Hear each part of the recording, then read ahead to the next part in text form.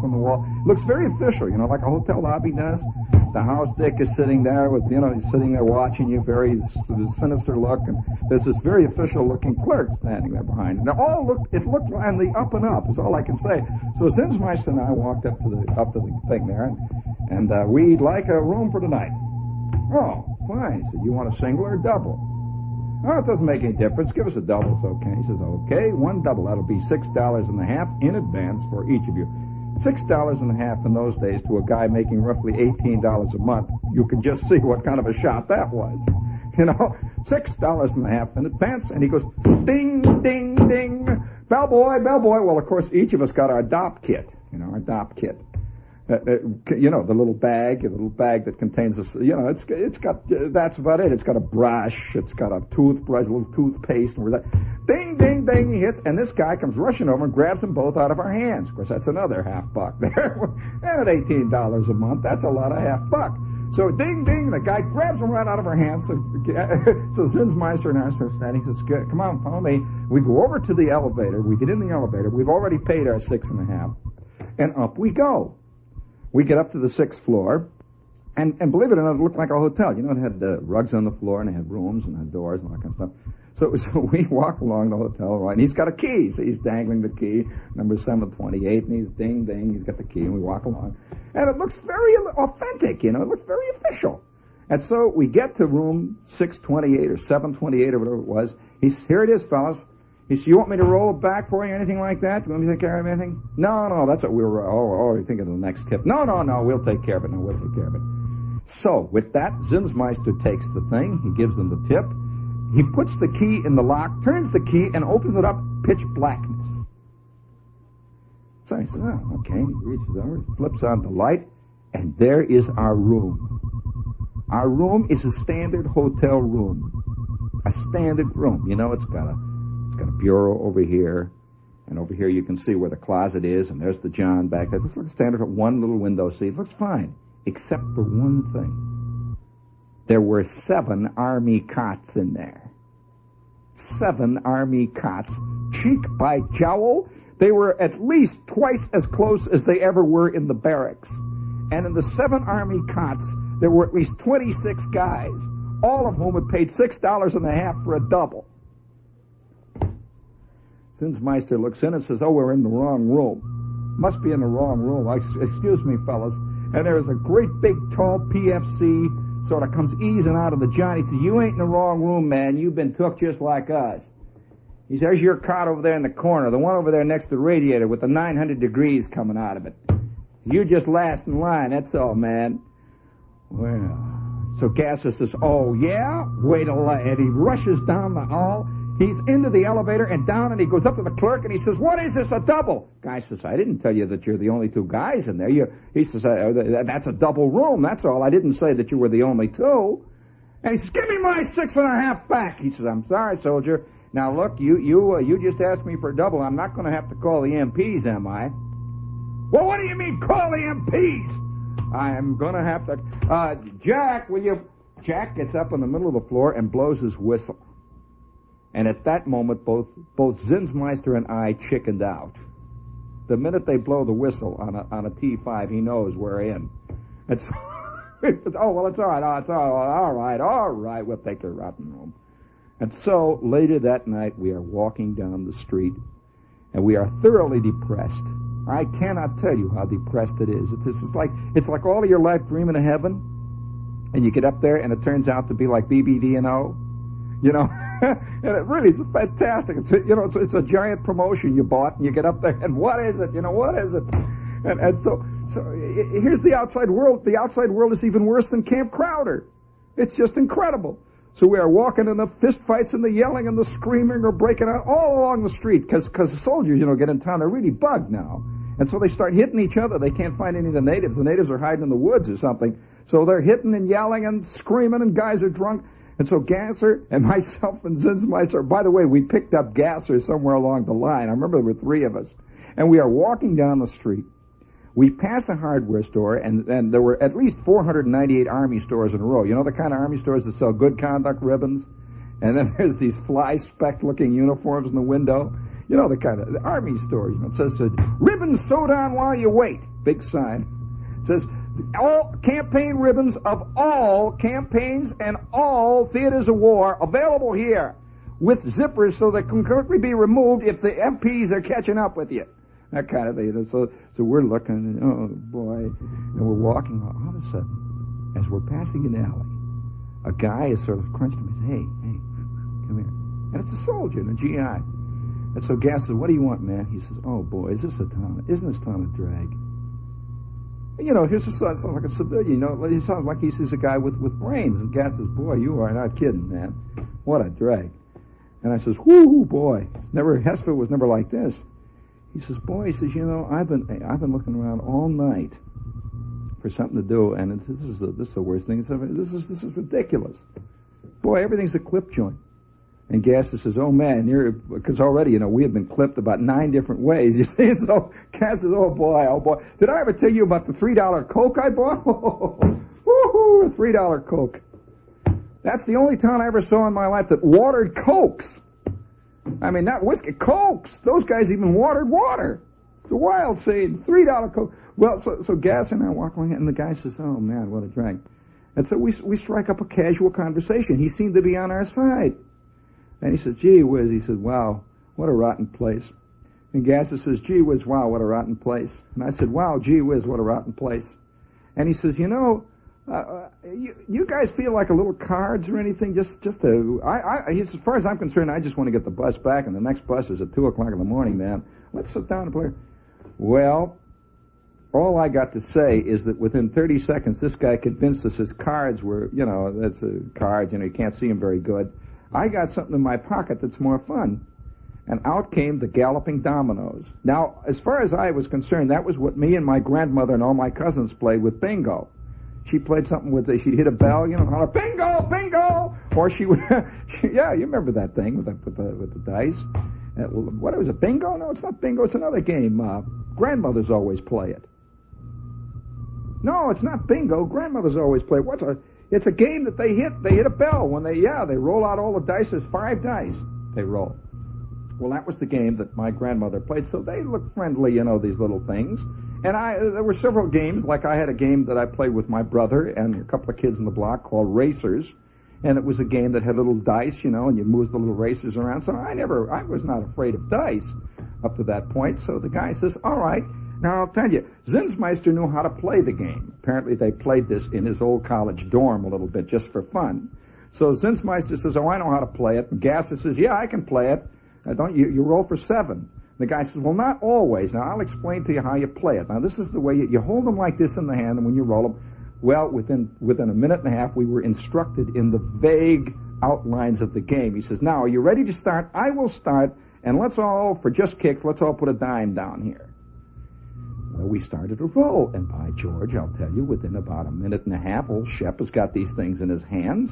He begins to roll them, and I'm not going to kid you. Within 5 minutes, Shep has got $1 in front of him. I started with a dime. Yeah, this is better than the chain letters, you know, that whole scene. And I kind of like this game. It's a lot of fun. And the guy kept saying, oh, darn it. He'd say, oh, darn it, you win again. Oh, boy, you're sure lucky. And so he'd start rolling. And I noticed that the 3 or 4 other guys started to come around, guys I didn't know before. You know, they were from other outfits, and they were all like master sergeants and first sergeants, stuff like that, old grizzled veterans. And they would say things, oh, shucks. Oh, crying out loud, another 7, you win again.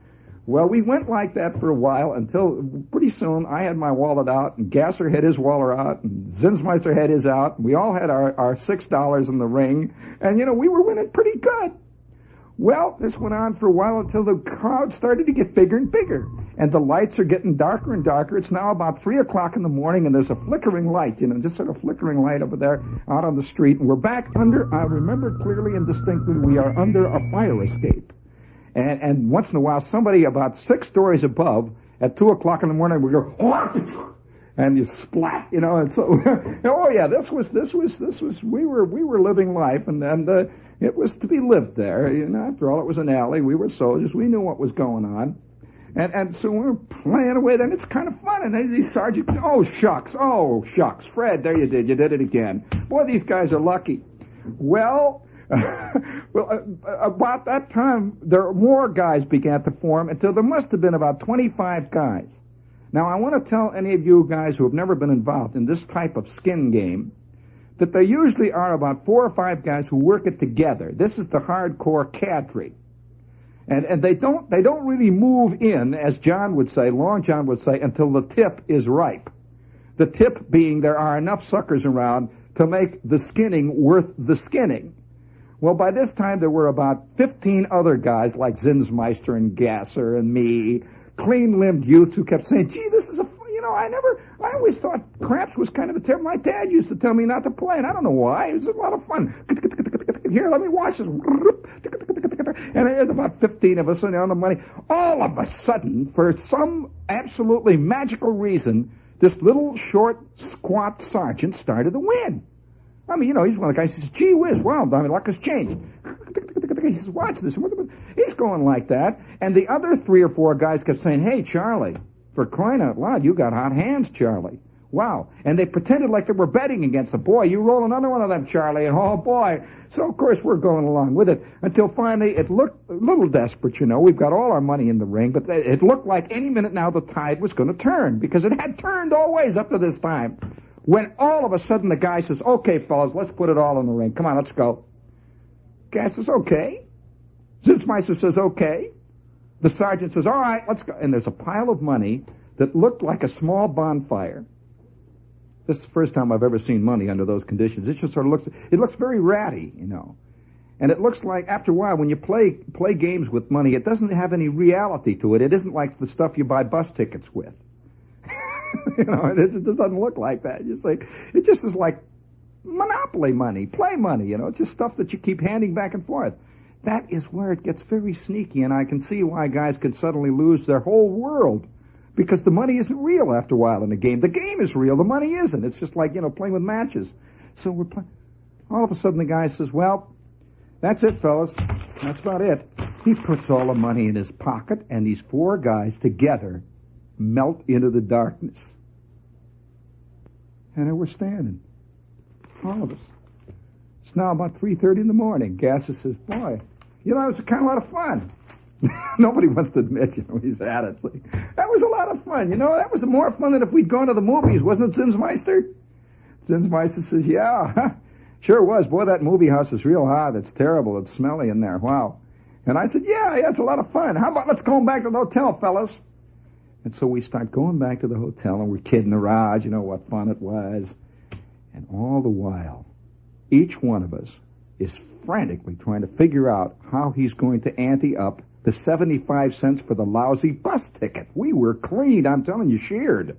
Right down to the last thing, sheared.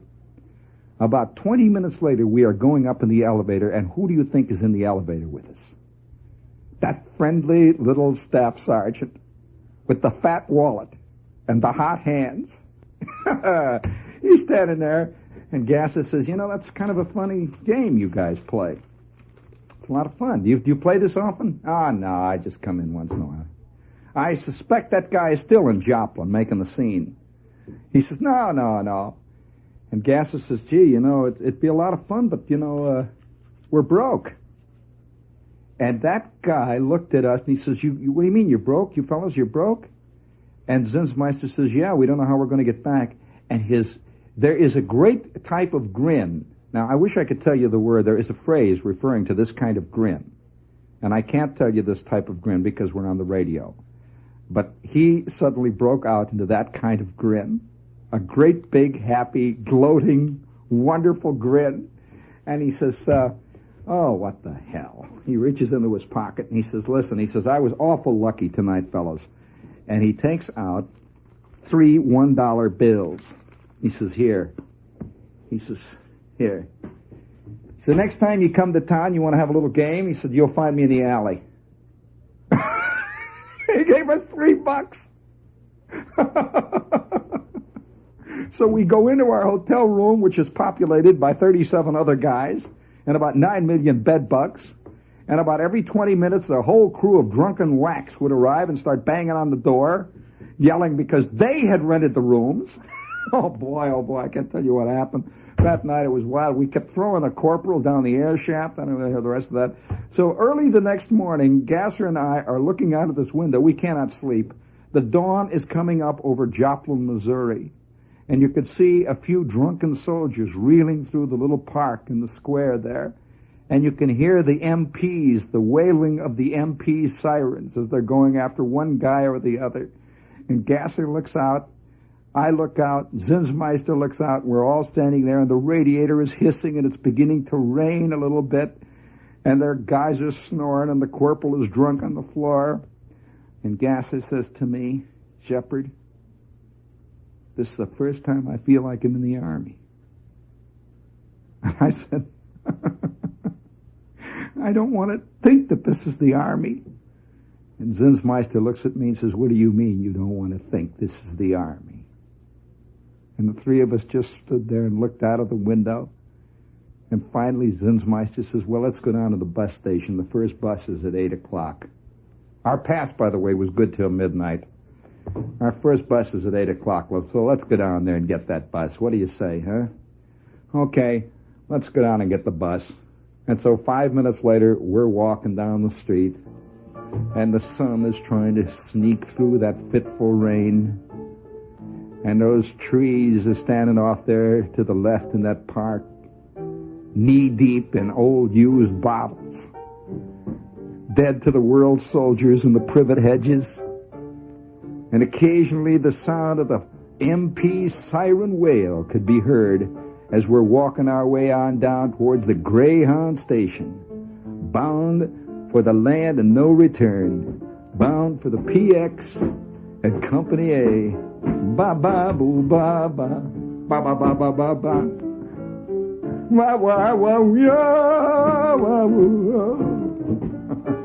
All right, hold it there, Eddie. So now, let's see, we have a couple of commercials here.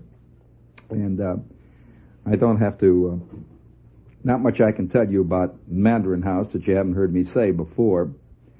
And some of the letters I've been getting recently have been very embarrassing. One guy wrote me a letter and said, Shepherd, I am sure that within a short time, when the authorities catch on to what fantastic food and what incredible ecstasy is brought on by that fantastic food at the Mandarin House, I am sure that the fuzz will make it illegal, like everything else that's good. And before they make it illegal, I would like to recommend a visit to Mandarin House. The food is Mandarin Chinese food, and is probably the best Oriental food that you'll find along the eastern seaboard. At least it's the best I've ever found. Mandarin House, there's two of them. There's Mandarin East on 2nd Avenue, just north of 57th Street. Beautiful little restaurant. And then there's Mandarin House on 13th Street between 6th and 7th in the Village. The food is great. They have a bar. Okay? And we also have the Christmas fund here, and if you would like to contribute to our little fund, to distribute toys to the kids around this area and hospitals and so on, drop your contribution in an envelope addressed to 710, Box 710, Times Square Station, New York, okay? Oh, yeah, no, don't for 1 minute think that I am feeling sorry for myself, because this is the way life is. It has nothing whatsoever to do with me or Zinsmeister or Gasser. I want to tell you one of the greatest crap games. Gee, I wish I had time. I would like to tell you the greatest crap game I ever saw in my life, which occurred at I would say roughly temperatures of about 115 degrees, amid the most incredible collection of mosquitoes that well, it's just unbelievable. It was like the mosquitoes were so thick that the countryside looked like it was smoking, Ed. It just looked like smoke rising. It was mosquitoes.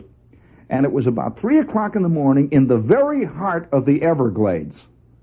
And yes, in the middle of the gigantic swamp that is the Everglades. And the guys were calling out, and you could hear them rolling the dice, and under an enormous blanket. The guys had pinned a whole bunch of blankets together, and they had propped it up a little bit. The blankets, get this, and somebody had about 3 flashlights under there, and was it hot? The flashlights were, can you imagine getting sweating because you're next to a flashlight? Well, there are about 85 guys under these GI woolen blankets in the middle of the dismal swamp.